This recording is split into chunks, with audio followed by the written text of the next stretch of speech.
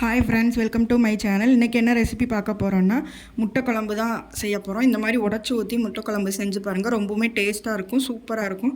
வாங்க எப்படி பண்ணலான்னு பார்க்கலாம். ஃபஸ்ட்டு இதுக்கு ஒரு கடாய் வச்சுக்கிறேன். கடாய் வச்சுட்டு அதில் கொஞ்சமாக எண்ணெய் விட்டுக்கிறேன். எண்ணெய் விட்டுட்டு கொஞ்சமாக கடுகு உளுந்தம்பருப்பு சேர்த்துக்கிறேன். இது நல்லா பொரியட்டும். பொரிஞ்சதுமே இதில் கொஞ்சமாக கருவேப்பிலை சேர்த்துக்கலாம். ரெண்டுமே நல்லா எண்ணெயில் பொரிஞ்சதுமே நம்ம இதில் கொஞ்சமாக பூண்டு சேர்த்துக்கப்புறம் ஒரு 8-9 பல்லு பூண்டு நான் உரித்து வச்சுருக்கேன். எவ்வளோ பூண்டு சேர்க்குறோமோ அவ்வளோ குழம்பு நல்லா டேஸ்ட்டாக இருக்கும். ஸோ அந்தளவுக்கு பூண்டை உரித்து சேர்த்துக்கலாம். இது கொஞ்சம் நல்லா வதங்கி வரட்டும்.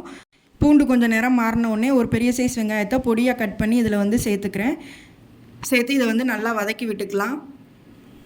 கொஞ்சமாக உப்பு சேர்த்து வதக்கும் போது வெங்காயம் சீக்கிரமாக வதங்கிடும். அதுக்காக கொஞ்சமாக உப்பு சேர்த்துக்கிறேன். உப்பு சேர்த்து நல்லா வதக்கி விட்டுட்டு நெக்ஸ்ட்டு பார்த்திங்கன்னா ஒரு பெரிய தக்காளியை நல்லா பொடுசாக கட் பண்ணி இதில் சேர்த்துக்கிறேன்.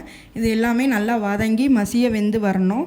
அதுக்குள்ளே நம்ம இந்த பக்கம் ஒரு பேஸ்ட்டு ரெடி பண்ணிக்கலாம். என்னென்னு பார்த்தீங்கன்னா, ஒரு பெரிய வெங்காயம் ஒன்று, ஒரு மீடியம் சைஸ் தக்காளி ரெண்டையுமே நல்லா பேஸ்ட்டாக அரைச்சி எடுத்துக்க போகிறேன். இந்த மாதிரி பேஸ்ட்டாக அரைச்சி தக்காளி வெங்காயத்தை சேர்க்கும்போது எந்த குழம்பாக இருந்தாலும் நம்மளுக்கு ஓரளவுக்கு நல்லா திக்காக கிடைக்கும். ஸோ அதுக்காக அரைச்சி எடுத்துக்கிட்டேன். இந்த பக்கம் பார்த்திங்கன்னா நல்லா தக்காளி வெங்காயமும் நல்லா மசிஞ்சு வந்துருச்சு. இப்போது அந்த அரைச்சி வச்ச விழுதை சேர்த்துக்கலாம். இந்த மாதிரி நீங்கள் எந்த ஒரு புளிக்குழம்பு மாதிரியோ இல்லை எந்த குழம்பு வச்சாலுமே கொஞ்சம் திக்னஸ் வேணும் அப்படின்னா அந்த தக்காளி வெங்காயத்தை அரைச்சி ஊற்றினீங்கன்னா நல்லா திக்னஸ் கிடைக்கும். இப்போ அது ஊற்றி நல்லா பச்சை வாடை போகிற அளவுக்கு நல்லா வேக விட்டுருங்க. வேக விட்டதுக்கப்புறம் இப்போ மசாலா பொருட்கள் சேர்த்துக்கலாம்.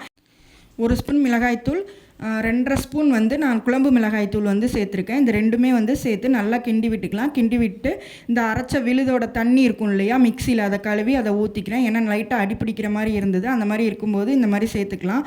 தண்ணி ஊற்றி நல்லா இதை நல்லா வேக விட்டுடலாம். அந்த மசாலா எல்லாம் நல்லா வெந்து வரணும்.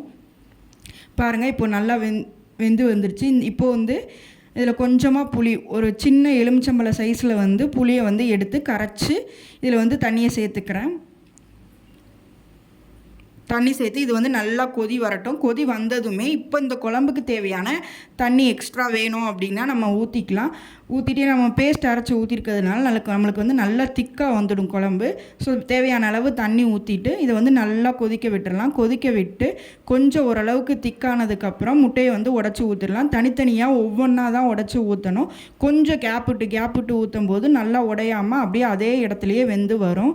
ஸோ அந்த மாதிரி ஊற்றிக்கோங்க. ஊற்றிட்டு நல்லா ஒரு 10 மினிட்ஸ் சிம்மில் வச்சு வேக வச்சு எடுத்தீங்க அப்படின்னா இந்த மாதிரி தனித்தனியாக ஒவ்வொரு முட்டையுமே நல்லா வெந்து தனித்தனியாக வந்துடும். சிம்மில் வச்சு தான் வேக வைக்கணும். நடுவில் கரண்டி எதுவுமே போட்டு அதை கிண்டியோ எடுத்தோ பார்க்கக்கூடாது. 10 மினிட்ஸ் கழித்து எடுக்கும்போது தனியாக அதுவே வெந்து சூப்பராக வந்துடும். இட்லி, தோசை, சப்பாத்தி, சாதம் இந்த மாதிரி எது கூட வேணால் வச்சு சாப்பிட்லாம். சூப்பராக இருக்கும் காம்பினேஷன். இது மாதிரி வீடியோஸ்க்கு நம்ம சேனலை ஃபாலோ பண்ணி சப்ஸ்கிரைப் பண்ணிக்கோங்க. தேங்க்யூ.